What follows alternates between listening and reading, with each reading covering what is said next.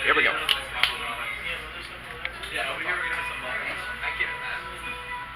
good evening all. Sorry for the delay. Apparently that's how it works. My name is ZM Wise. I'm your faceless host. Tonight's featured poet is Weasel from Weasel Press. He is a queer poet who has quite a number of small presses now, the popular one being Weasel Press, and then one of the many subsections or sister presses, Red Ferret. You can ask him about that. His most recent book is called Cut the Loss, and he has other books available as well, like A Warm Place to Self-Destruct and We Live for Half Moons. I've known this cat for goodness knows how long now, and I've been blown away countless times by his words. I'll let you be the judge of that, though. So, without further ado, Weasel, come on up, buddy. It's already recording.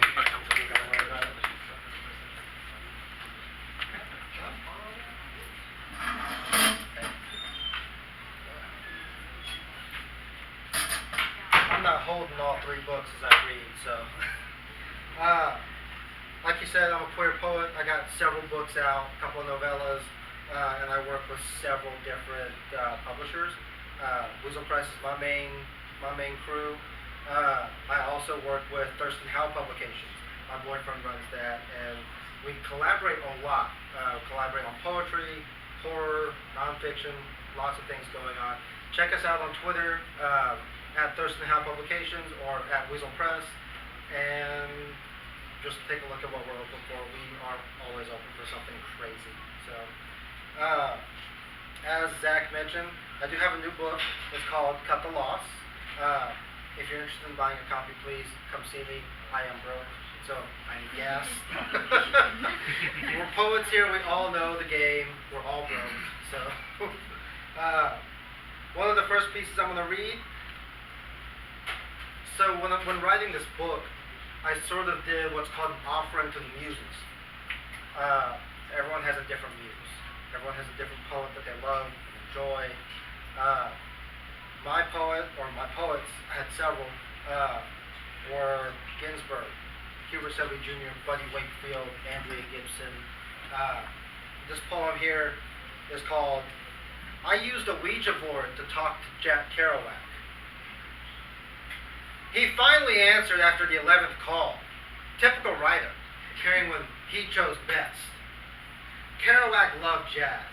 Played a few notes as his spirit pushed my fingers. This board was his typewriter, I, his transcription artist. He told me of all his lovers, and you still love in the afterlife. It only hurts more when the one you're after travels away from you, and you're left with the tiniest speck of their body in the distance as the final memory. Because you don't know if you'll see them again on the road when you're dead. As in life, it's just one giant road. Everything in front, and all that's left behind forgotten. He blows out the candles, letting in the moonlight, and taking another fit of whiskey. He says, death don't matter. There's just another waiting when you wake.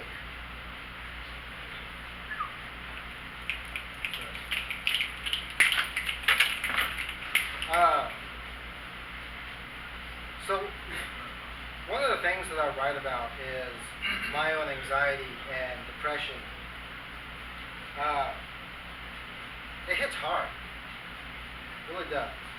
So, this next one, I'm going to try not to bring y'all down too much. Let's see how this goes.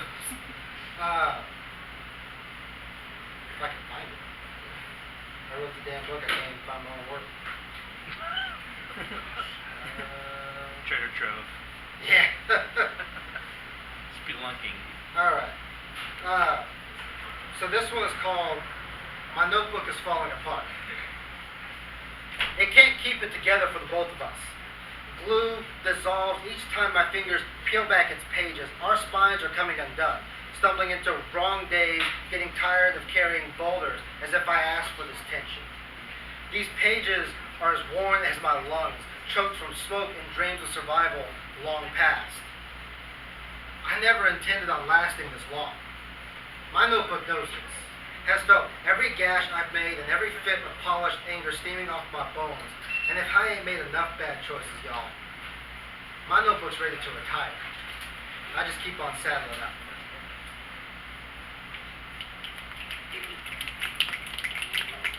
So, I'll get to that in a second. So my boyfriend and I took a trip recently. We took a road trip to Disney. And I'm very accustomed to how people are in Alabama and Mississippi. I know to watch for signs. This is the gas station of Dulles Day. He holds the door open, a walking stick, arms as thick as newborn branches. A quick thanks drops from my tongue, and when I meet his eyes, I see embers of disgust. I've been down this before. Keep my head forward, acknowledge nobody. Ain't no one there to be your friend. Get out, dodge before they get stupid, and they will get stupid. I set my monster on the counter, throw a couple of bucks while the cashier yells at an employee calling in sick. When he takes my cash, he mouths the words, "Get out." Not safe. I stare back at the dying tree filling his cup with ice, and as I jog towards the door, I hear him. In a burst of dull disdain, the words shoot from his throat. "Bad enough you're a spick. Had to be a fag too."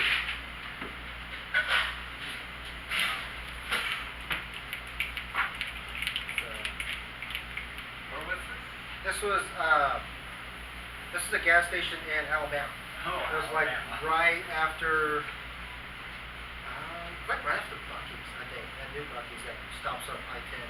So, just a couple months back. Sorry. No. On behalf of all humanity, sorry.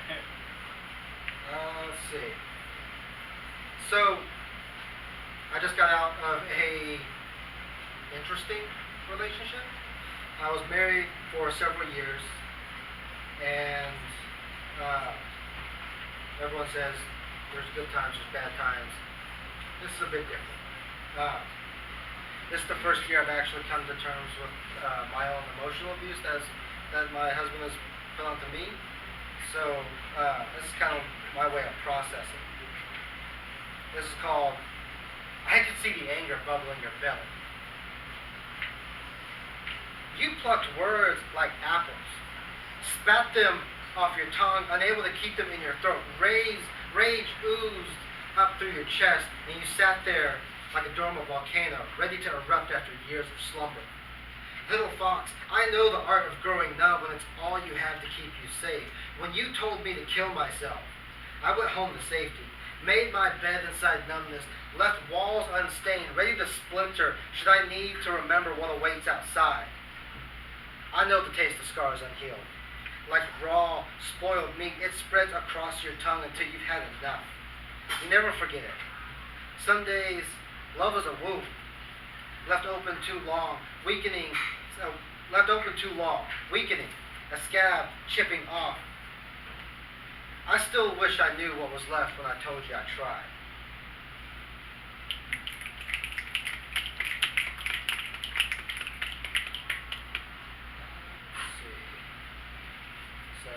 Let's do another one of his pieces. This is called I Don't Get Drunk. I'm not going to do the story behind this one. It's kind of self-explanatory. The smell makes me nauseous. You open the bottle of whiskey, pour down a few glasses, and go to town. My hands get nervous, fidgeting as I watch sobriety leave your body. You tell me that I lower you, that I treat you as a boy toy while my other boyfriends are held above you, painting a picture of how little you mean in my life. You laugh and I can't tell if you're joking. You tell me I should fix my hair up more often, as you run your fingers through it. The smell of liquor punches me back and I want to vomit.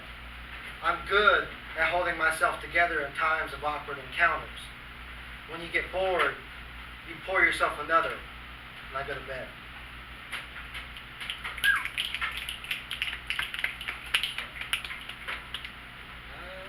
Let's see.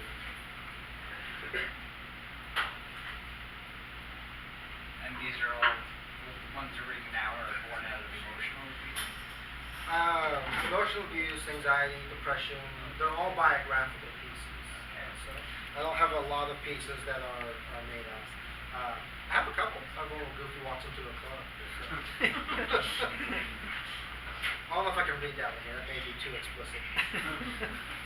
That was too explicit. I can't read that one. Let's see. So, just skip this whole section. Oh, I used to work at UHCL. And a lot of the morale between the employees there was so tanked. A lot of people left. I left for all the same reasons. But about a year ago, around this time, it gets busy. August is always a busy month for any university. And all of us kind of get a little unhinged mentally. This is called the afterglow on a desk stained with coffee. He tells me I ain't killed myself yet. As if to say light is a small death he wants to caress. But we can't touch flames. Only embers when we're tired of seeing the sunset in the morning. So, a lot of the employees there, that was sort of the phrase between us. Is we would ask each other how we're doing, and that was our response. I ain't killed myself yet. That was how we got through it. Yeah. I'm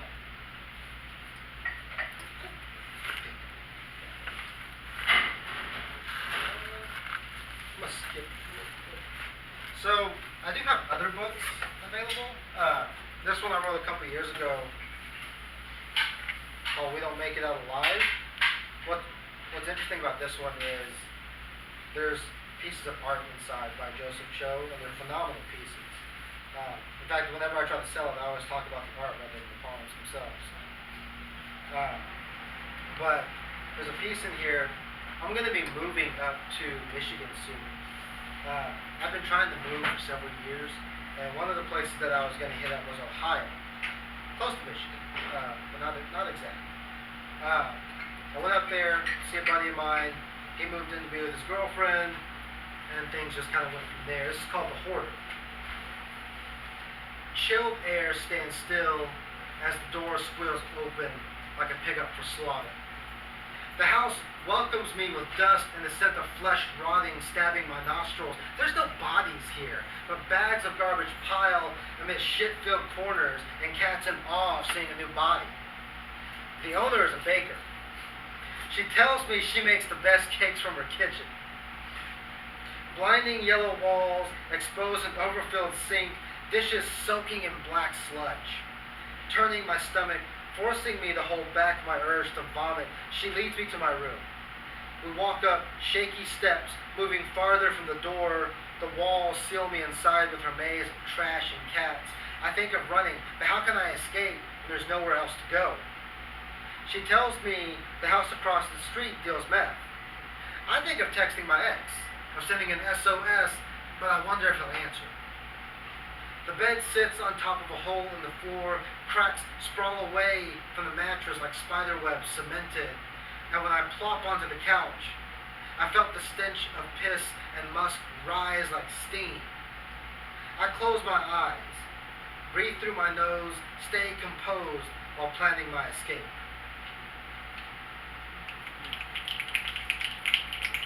What was interesting about that house is the first night I stayed there was this baby doll, and you could see it in the corner. It was in the corner of the room, and I didn't notice this at first. So I went to sleep, and when I woke up, there were handprints on the ceiling, and the baby doll was still right there in the corner.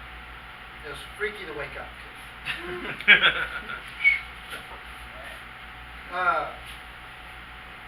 So I'll do this one. I sometimes write pieces about conversations I have at Denny's and IHOP and other places. This is my favorite so far. It's called Existential Crisis at Denny's. The waitress tells me she used to own a cow. Called it Freezer because that's where it went when it died. I tell her over cold eggs and soggy toast that the art of dying is like growing a backbone. It's not how you die that makes the foundation. It's knowing that the other side is 2 feet away and that you'll have to travel light when you cross.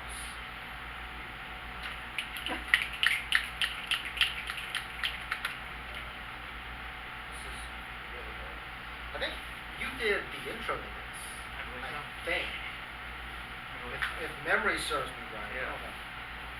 A lot of the pieces of this one are about my ex. So see if I can find a good one.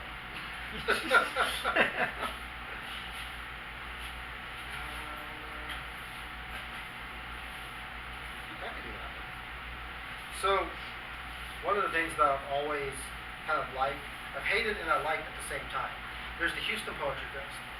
Every year you pay $20 to see if you'll get into this job. I call it my $20 rejection. I've gotten in twice, so I guess that's kind of like a return on my investment. So this year I got in for a different piece. I don't know what piece it is. They don't tell you until like the day of. It's so weird. But 2016, this is the piece that got in. This is called The First Breath You Take After Giving Up. You were a body bag making coffee in the morning, making coffee in the kitchen. Pale morning eyes tripping over flat surfaces. You had forgotten to unzip yourself, to let go of the handles building up inside. Your hands looked as if you lost a fist fight with fine china. Blood dancing over striped tile. Sometimes we forget we're all like windows, easily broken. The first breath you take after giving up is like falling asleep while the fires are still going. You never asked that the flames would die. You only mentioned how beautiful they looked when you closed your eyes. How am I doing on time? Just fine. Well, I got you. 2 more or what? Maybe like 3 or 4. 3 or 4? You guys are stuck with 3 or 4 more. Yes. I'll do this. I like this. Everyone has their own animal that they write about. People will write about dogs. People write about cats, birds. There's a lot of poetry about birds. I'm really tired of that. I'm not tired of poetry about dogs and cats. Cats are cute and dogs are just amazing.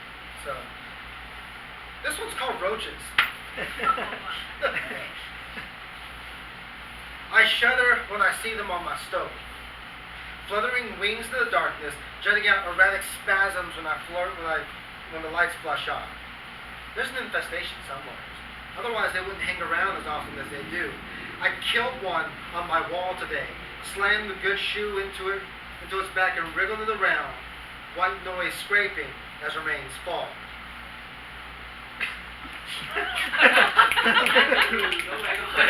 That's a movie. What?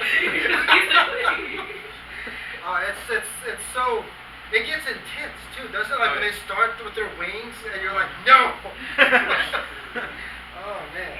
And it's so freaky when they fly at you. You shall not pass. You Terrible never think they're climbers, gonna too. fly at you. They're actually pretty clean. And they take their neck and they'll just got it. This is my first time with this one, but I try to like think, oh, it's Gregor Samsa from the they have next a So- mic afterwards, so Skip this one here. here. Alright. I'm gonna assume I could do this. We'll see if I can get away with it. The ghost in my house keeps throwing dildos at me. It's irritating getting up to take a piss, only to get hit with a silicone penis. It likes to make sure I get hit with the knob, as if the thickest part of the shaft would make me aim better in the dim lighting in my bathroom. The roaches find it funny, hiding in the corners as the specter arms himself with another sexual fantasy encased in an expensive toy, and they are expensive. The mouse watches from the shelf, enjoying the impact, satisfactory revenge for me murdering his family last winter.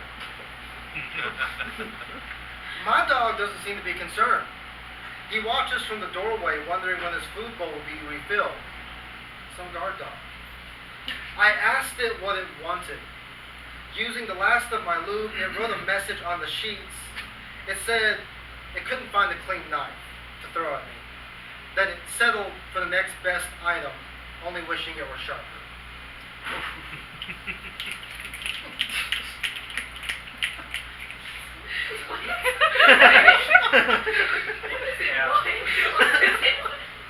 I like that response. That's the best response I've ever gotten for the piece.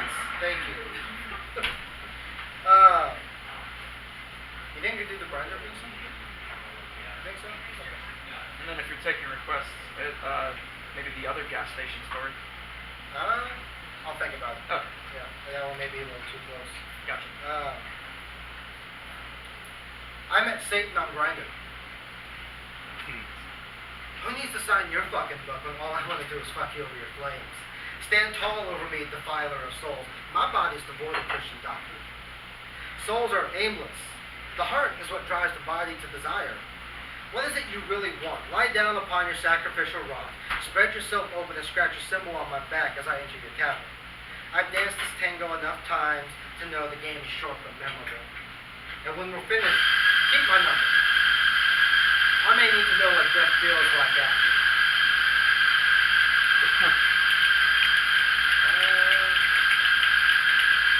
I got about, what, 2 more, right? Okay. I'll do this one. So in writing this book, whenever you write poetry, you're always kind of exploring yourself in that. Whenever you put out a book, you always kind of offer up a piece of yourself. It's an offering from the poet to the reader. You learn something each time you put a book together, whether you want to learn something or not. So this one's called Compassion is Often Rough. That's not my phone, is it? It didn't ring? No. When my first dog died, I was made to dress like a minion at work. Never given time to grieve, I sang that stupid banana song to get second place at a Halloween contest. Buried in my backyard, I still tried to tread light over his patch of grass. The rattle never left his throat. Hand on his chest, I wondered if he knew I was even there before taking off. When my second dog died, I cradled him in my arms, kissed his forehead before rest overcame him. The cancer had already taken most of his body. I had to keep telling myself, mercy ain't always pretty. It's just not. Compassion is a practice we are far underprepared for. Goodbye is an attachment that is tight around our fingers. I would give anything to hug my boys again. But when you let go, you do it with love. Anything less and you're still holding on. Wow. Let's see.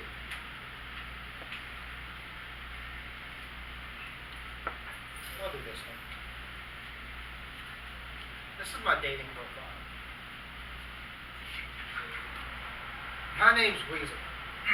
Don't ask me how I got my name or what my real name is. It ain't your business till I tell you. I got good days and bad days. Sometimes I don't even know which is which. I just take it as they come, like a fluctuating paycheck. A lot of times it's on the low end. I got 2 dreams.